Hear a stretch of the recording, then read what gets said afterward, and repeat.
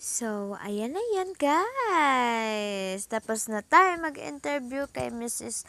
Arlene. Itutur naman daw niya tayo sa Stations of the Cross or the Way of the Cross Dedication na may pagkasimilarity sa kawa-kawa kung saan isinalaysay ang bawat misteryo gamit ang statwa. Tara, sundan niyo kami. Bago daw tayo pumunta ng kada stations, puntahan muna natin ang Gloria Atrium Meditation Garden. Ayan, papasok na kami sa Gloria Atrium Meditation Garden. Ayan. Guys, sali na kayo. Pati kayo siguro maa-amaze din sa ganda ng Gloria Atrium Meditation Garden kung saan sari-saring halaman ang makikita nyo roon. Ayan, makikita nyo ang message ng Gloria Atrium at yung meaning nito. Ngayon, ayan, makikita nyo naman ang singkanda niyan na kahit hindi masyadong malinis, at the same time, maganda siya. Ayan, sundan nyo na lang. Ayan. Ngayon, pupunta na tayo sa kada stations at madadaanan natin ang mensahe ni Mr. Gary Shimurensky. Ayan, nagpapatunay na ang caretaker ng simbahan is si Mrs. Arlene. In the right side, makikita natin ang first station, the pilot condemns to Jesus die. Ano daw?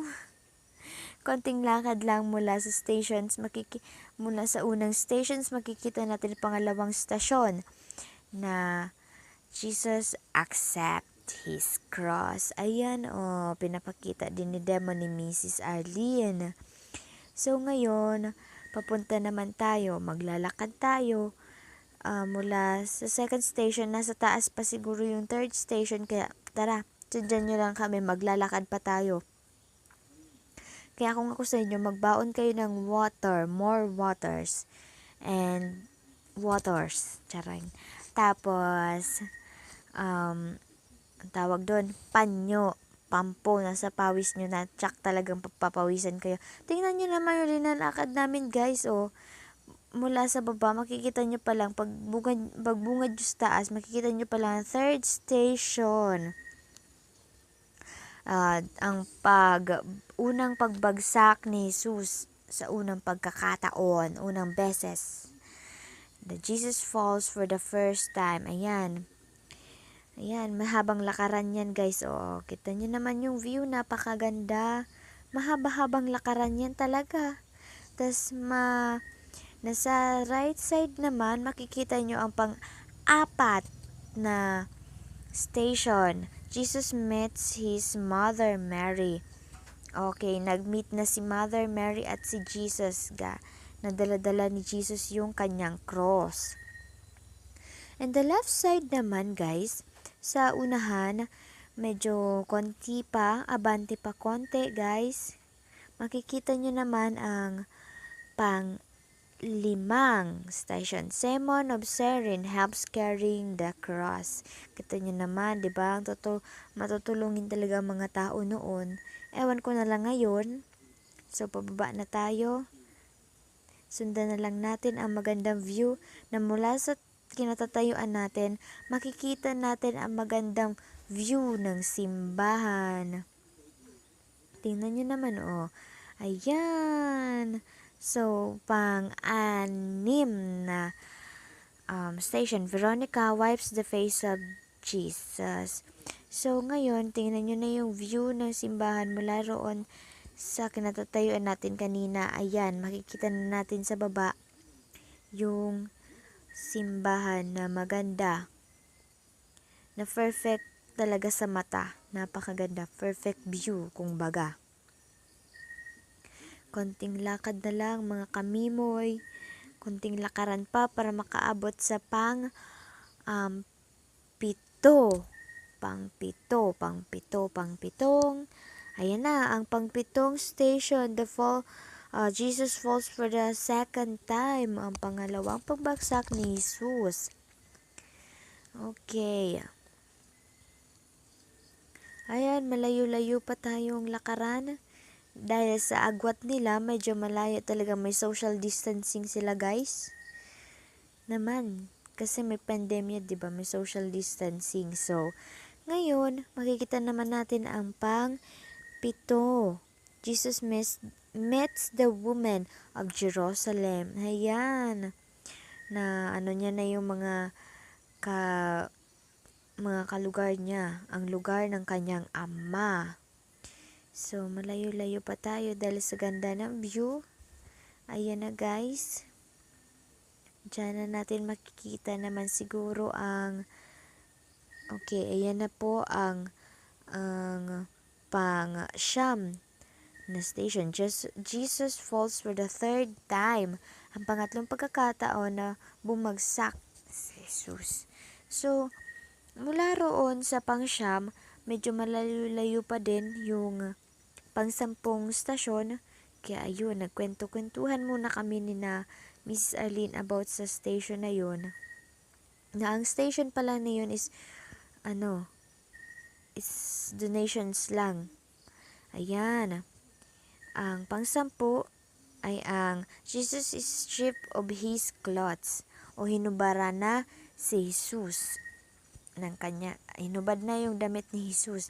At mula roon sa baba, makikita nyo na ang panglabing isang stasyon. Kita nyo naman, 'di ba? Pagbungad nyo pa lang, makikita nyo na agad ang ganda. Okay, ayan na, pataas na tayo. Medyo nakakapagod, sakit-sakit sa paa. Tapos maglalakad pa tayo. Okay, ayan na po ang pang-labing isa. Jesus is nailed to the cross. Or pinako na po sa krus si Jesus. At mula naman dun sa panglabing isang station, makikita nyo naman galing doon ang panglabing dalawang stasyon kung saan kitang-kita nyo talaga ang magandang view mula roon. Tingnan nyo na guys, sinusundan na natin si Mrs. Arlene papunta roon. Ayan, malapit na tayo. Ayan guys. Ayan na, charot.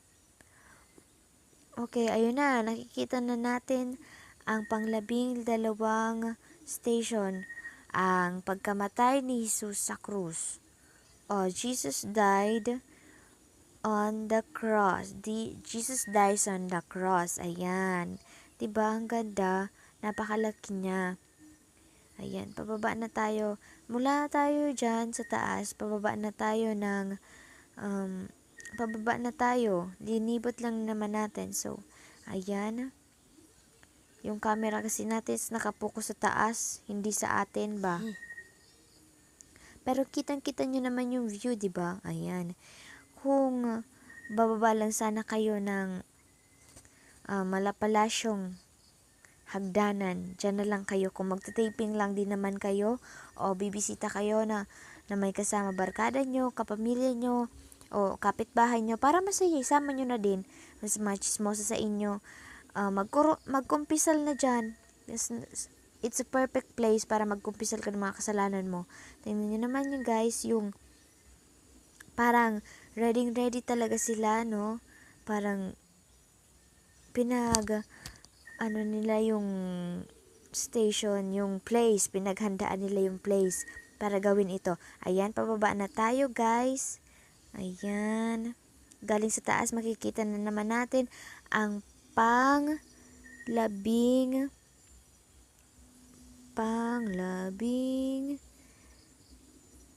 tatlong station. Jesus is taken. Okay. Ayan, pang tatlo. At ayan naman, pababa na tayo.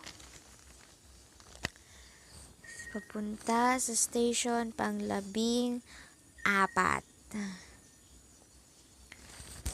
Pang-labing-4, ang paglagay kay Jesus sa libingan. At yung pang-13, okay.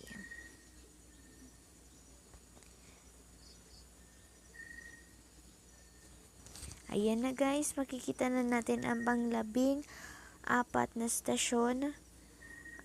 Jesus is placed in the tomb, o in short, ang paglagay kay Jesus sa libingan na sinabi ko na nga kanina. Ayun na, matatapos na tayo sa paglilibot na kada station, na tawang-tawa si Mrs. Arlene kasi pawis na pawis daw siya. Sakto daw yun sa exercise, na kung gusto niyo mag-exercise, sakto daw yun. So, ayan na po yung pang-15, the resurrection of our Lord, o ang muling pagkabuhay ni Jesus. So, ngayon, babalik na tayo sa pinanggalingan natin kanina, sa harap ng simbahan, kung saan may papakita naman na sa atin si Mrs. Arlene, yung Gary Hall daw po. Ayan, patungo na tayo, medyo malayo-layo pa yun, galing sa kaya sabi ni Mrs. Arlene, perfect daw talaga yung place para sa mga kabataan na di makabibisita sa kawa-kawa, or bisitahin yung mga perfect place para sa magjowa, charot. Diyan na lang kayo pumunta sa simbahan, at least maganda pa yung view, perfect sa inyong dalawa, mga barkada, kapamilya, chismosang kasama. Diyan na lang kayo sumama. At least hindi kayo kung kani-kanino lang, 'di ba? So ayan, tanaw po natin ang Gary Hall na makikita naman mula sa ating kinatatayuan. At iyan po yung Our Lady of Guadalupe, The Way of the Cross Dedication. Ayan po yung message, parang word. Yan si Father Alfonso at yung donor and founder. Ayan, yung Gary Hall po, iyan na. Yan yung Gary Hall, guys. Diba, ang ganda din niya.